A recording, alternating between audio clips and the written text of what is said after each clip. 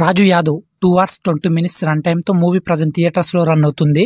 Hero and heroine getup Seenu Ankita Karat, director by కృష్ణమచారి.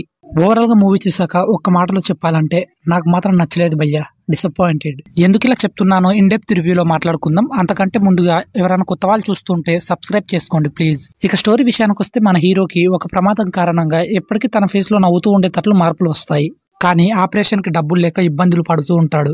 ఇలా ఉన్న అతని జీవితంలోకి హీరోయిన్ ఎంటర్ అవుతుంది. ఆ తర్వాత రాజు జీవితం ఎన్ని మలుపులు తిరిగింది, హీరో హీరోయిన్ కి మధ్య అసలేం జరిగింది, వీరిద్దరి మధ్య ప్రేమ ఉందా లేదా, చివరికి హీరో లైఫ్ ఎలా ఎండ్ అవుతుందో తెలియాలంటే మీరు ఖచ్చితంగా థియేటర్స్ లో మూవీ చూడాల్సిందే.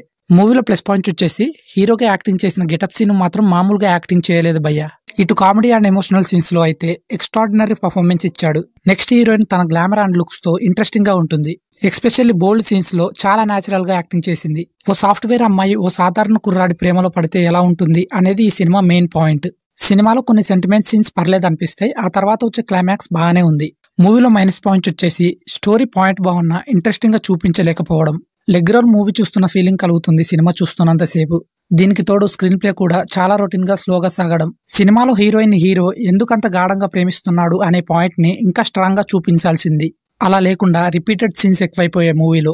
సెకండ్ హాఫ్ లో వచ్చే సీన్స్ చాలా సిల్లీగా అనిపిస్తాయి. మూవీలో పెద్ద లవ్ డ్రామా కూడా ఏం లేదు. మరి ఇంత లాగ్ ఎందుకు అయిందో డైరెక్టర్ కే తెలియాలి. పైగా సినిమాలో వచ్చే క్యారెక్టర్స్ కి క్లారిటీ లేకపోవడం మొత్తం మీద ఈ రాజు యాదవ్ మూవీ నిరాశపరిచింది భయ్య. ఇక టెక్నికల్ అండ్ మూవీ టీం విషయానికి వస్తే సినిమాటోగ్రఫీ బాగానే ఉంది, పర్లేదు. ప్రొడక్షన్ వాల్యూస్ ఇంకాస్త బెటర్ గా ఉండింటే బాగుండేది. ఇక మూవీలో వచ్చే సాంగ్స్ ఒకటి రెండో వినడానికి బాగుంటాయి. ఓవరాల్ గా మూవీని ఫ్యామిలీతో కలిసి చూడాలా వద్దా అనుకుంటే కొంచెం బోల్డ్ కంటెంట్ అక్కడక్కడ ఉంది, అంతకు మించి చూడొచ్చు, పర్లేదు. ఇది గైస్ రాజు యాదవ్ మూవీ రివ్యూ కనుక మీకు హెల్ప్ఫుల్ అయితే ప్లీజ్ లైక్ చేయండి. అండ్ ఇలాంటి మోర్ ఇంట్రెస్టింగ్ మూవీ రివ్యూస్ కోసం తప్పకుండా మన ఛానల్ ని సబ్స్క్రైబ్ చేసుకోండి.